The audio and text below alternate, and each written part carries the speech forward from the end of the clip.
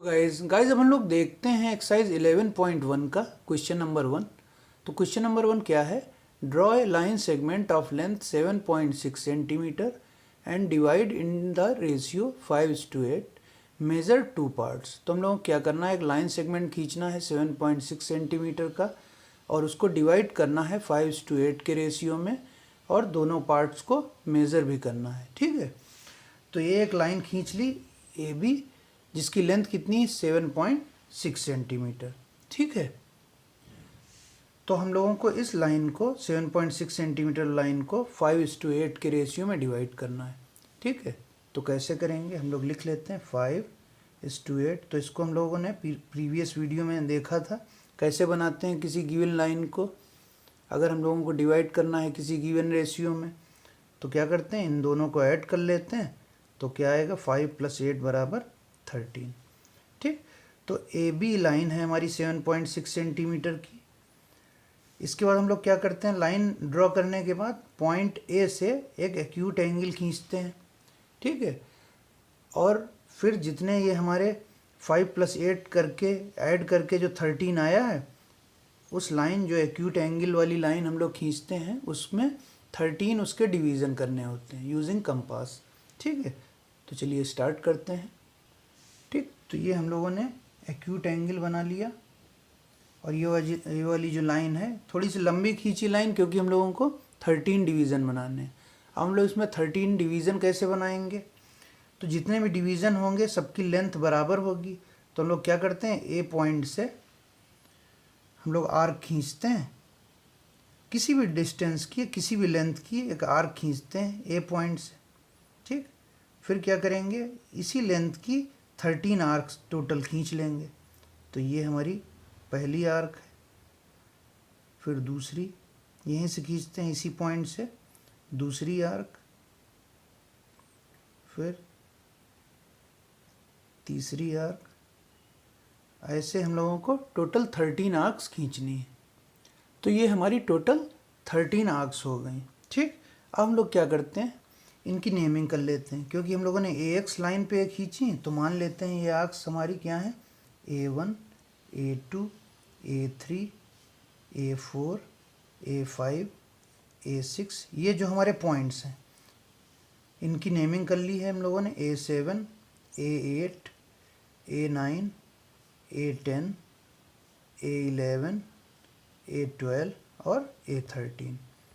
ये सारे हमारे पॉइंट हैं ये वाले। ठीक, अब हम लोग क्या करते हैं, जो हमारा A13 पॉइंट है उसको हम लोग B पॉइंट से ज्वाइन कर देते हैं। यहाँ से हम लोग इस A13 को ज्वाइन कर देते हैं। ठीक है, तो इसको ज्वाइन कर लेते हैं हम लोग।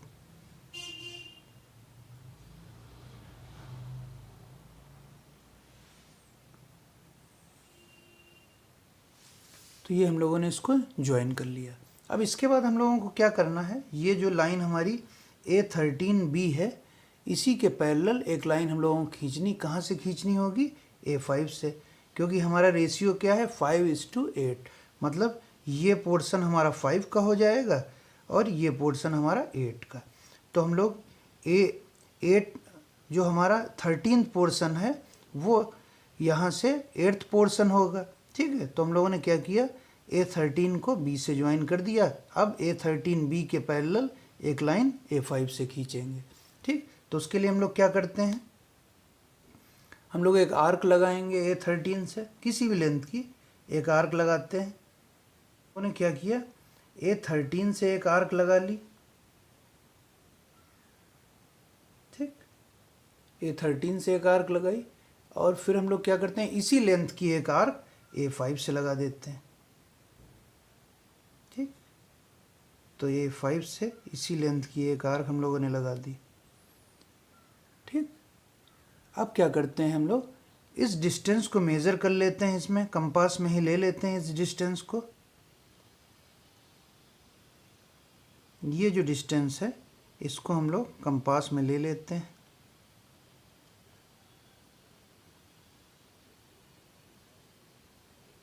ठीक, तो ये डिस्टेंस है हमारी। हम लोग क्या करते हैं, जहाँ पे A5 वाली आर्क ने कट किया है वहाँ पे हम लोग एक दूसरा आर्क लगा देते हैं। यहाँ पे कट किया है इसने तो हम लोग क्या करते हैं, यहाँ से एक आर्क लगा देते हैं, तो ये हमारी एक आर्क हो गई। ठीक, हम लोग क्या करते हैं, इस A5 से इस पॉइंट को ज्वाइन कर देते हैं, A5 से इस पॉइंट को ज्वाइन कर देते हैं। ठीक,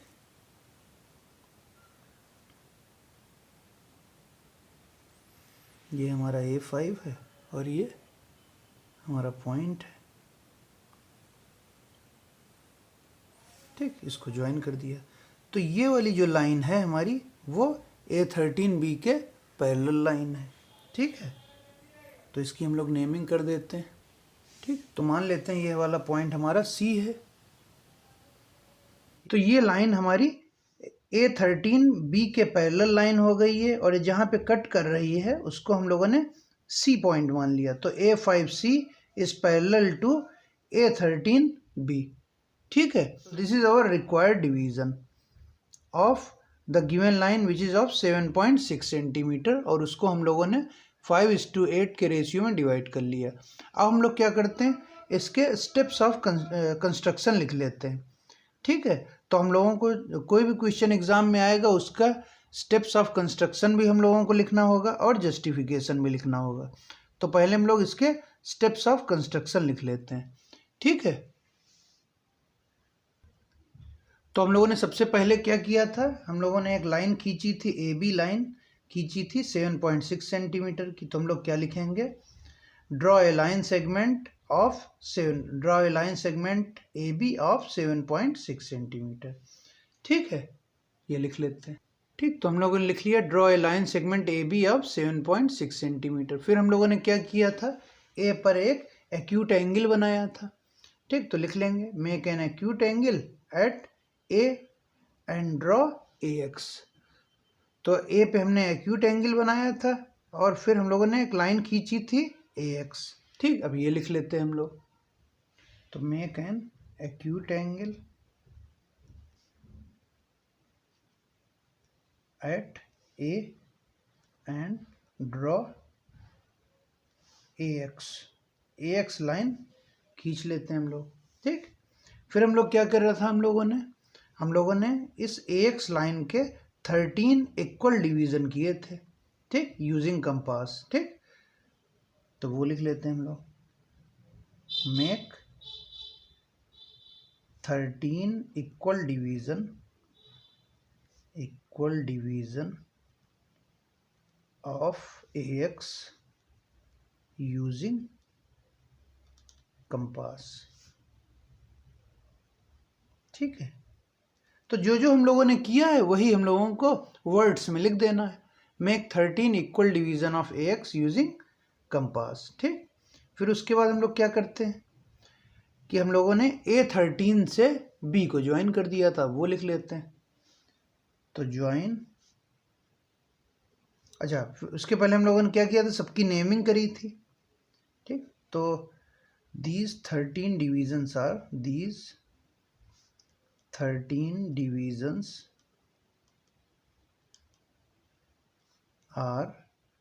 A1, A2, A3 and so on up to A13।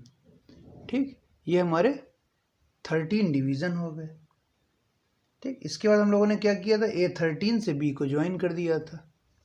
ठीक, फिर ज्वाइन A13B। ठीक है, join A13 and B, join A13 and B। उसके बाद हम लोगों ने क्या किया था, यहाँ पे एक आर्क लगाया था, किसी भी लेंथ का एक आर्क लगाया था, क्योंकि हम लोगों को A13B के पैरेलल लाइन A5 से खींचनी थी। तो हम लोगों ने क्या किया था, A13B पे एक आर्क लगाया था कंपास से। ठीक, और वही इक्वल आर्क हम लोगों ने A5 से भी लगाया था। ठीक, तो ये लिख लेते हैं हम लोग 6th। ठीक, तो क्या लिखेंगे हम लोग, take any length on compass, take any length on compass and draw an arc from A3, draw an arc from A3 and A5. ठीक, take any length of on compass and draw an arc from A13 and A5. ठीक, फिर क्या करते हैं, take length of compass, take length of compass, take length of compass on A13, A13 पे ये length ले लेते हैं हम लोग कंपास में, on A13 and draw another arc on A5, draw another arc on A5.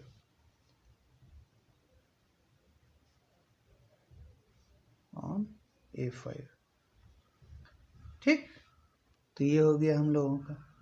उसके बाद हम लोगों ने क्या किया था, जिस पॉइंट पे इसने कट किया था आर्क ने, उसको A5 से एक लाइन खींच देते हैं। ठीक, तो उसके बाद क्या लिखेंगे, पॉइंट नंबर 7 हमारा क्या है, फ्रॉम A5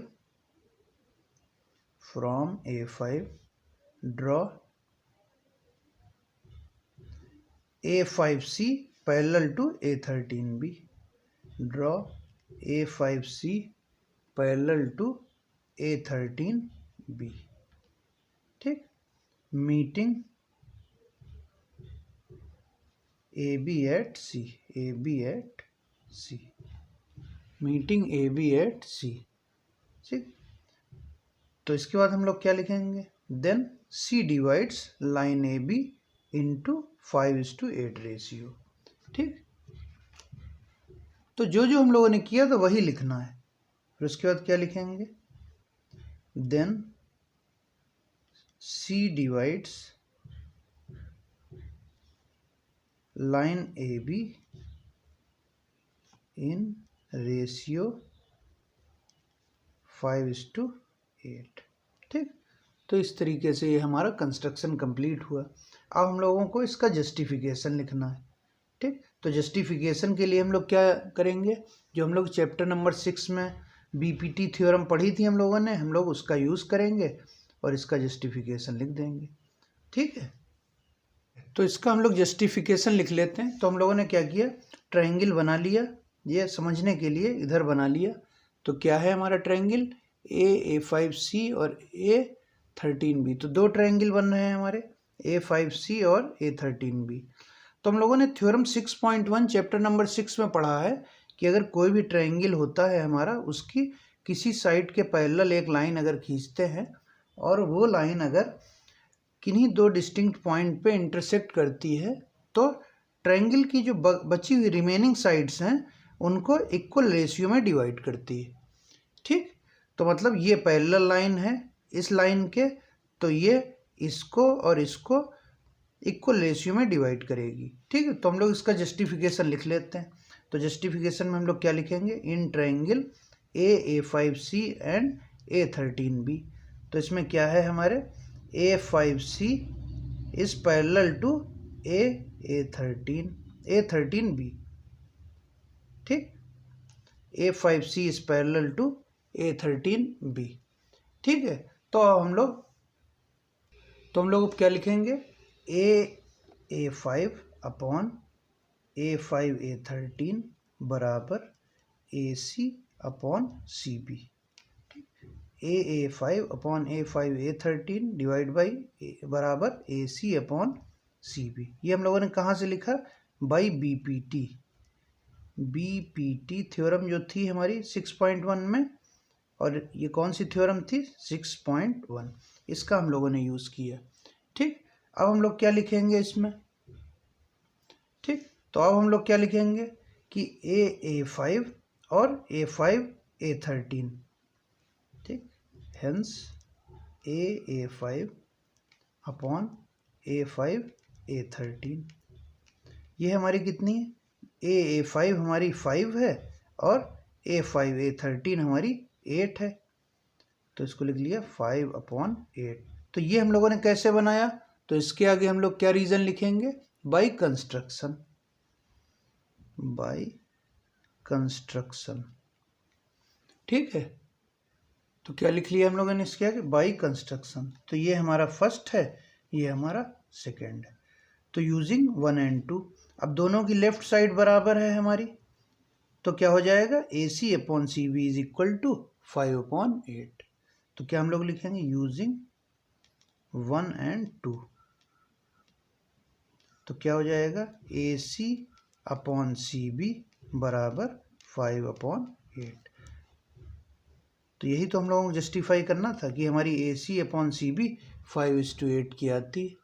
ठीक, तो हम लोग क्या लिखेंगे, तो इसके बाद हम लोग क्या लिखेंगे, दिस जस्टिफाइज अवर कंस्ट्रक्शन।